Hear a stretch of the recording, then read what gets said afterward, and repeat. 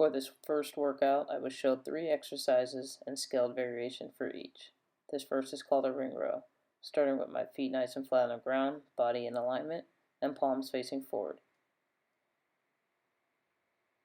You can also perform the ring row with the toes up, as long as the body is still in alignment, shoulders are back and down,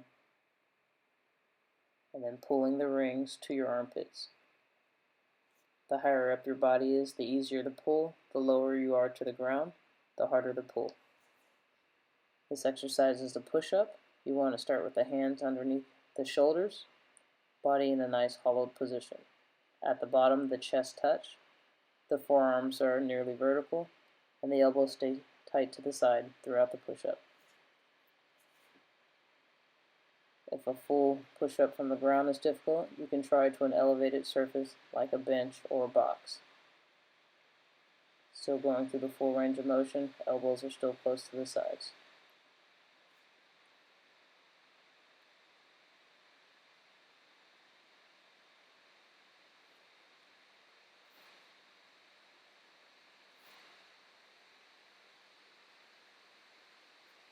In this variation here, you lower yourself to the ground, pull the chest up slightly, and then use the hips to snap yourself into place.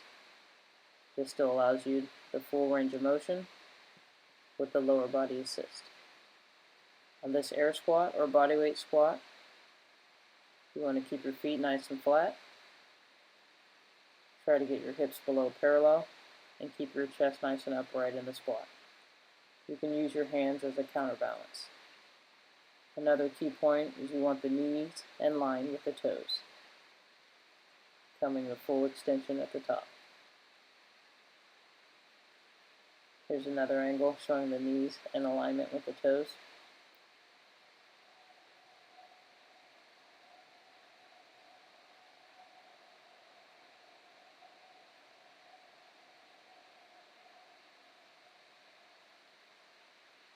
When you break parallel, ideally you'd like the hip of the crease there to drop below the top of the knee.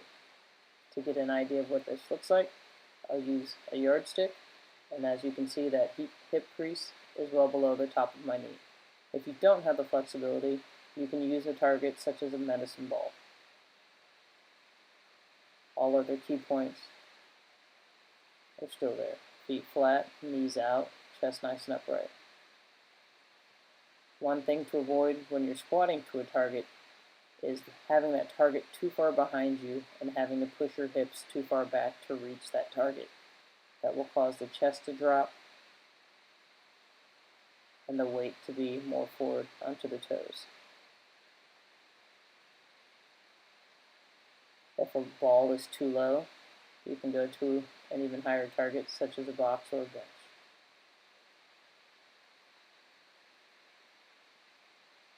Again, straddle the bench so that you don't have to reach back. You want to be able to drive the knees out and sit straight down in that squat. Light touch to the target, driving up through full extension at the top.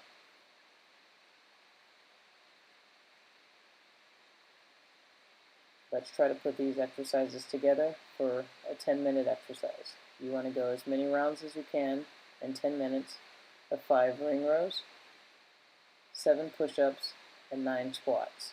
Resting only as needed.